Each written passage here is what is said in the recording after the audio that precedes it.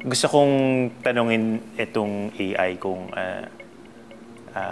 future Philippines with AI. With AI, okay, nice. Sige, tingnan natin.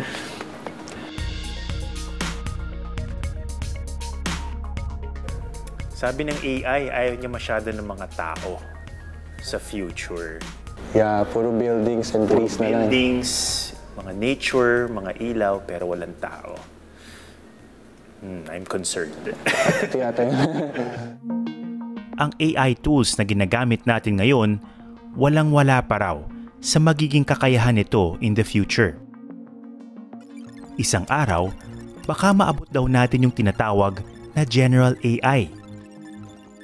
Isang uri ng artificial intelligence na posibleng malagpasan pa ang kakayahan ng tao sa halos lahat ng bagay.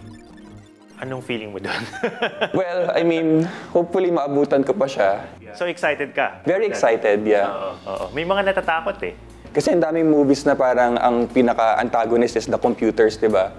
So, yung mga sinusulat ng mga science fiction writers about a future where AI is dominating us may happen if we allow it to happen.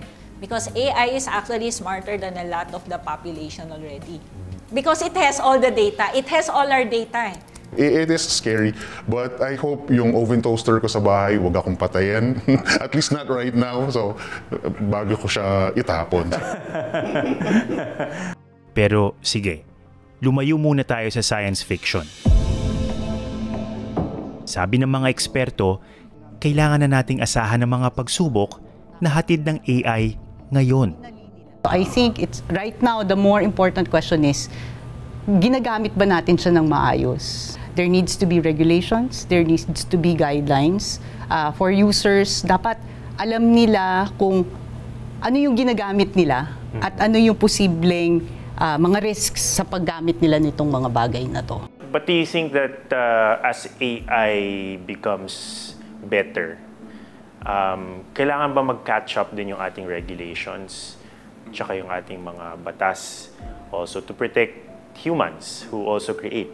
I'm all up for regulation as long as it doesn't try to limit what tech can do.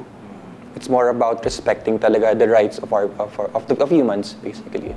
Do you think that yung speed ng pag-develop ng AI, kaya ba nating mag-adapt sa bilis ng mga pagbabagong ito? Kakayanin kung magtutulong-tulungan. Katatakutan ba siya? Hindi. Dapat hindi.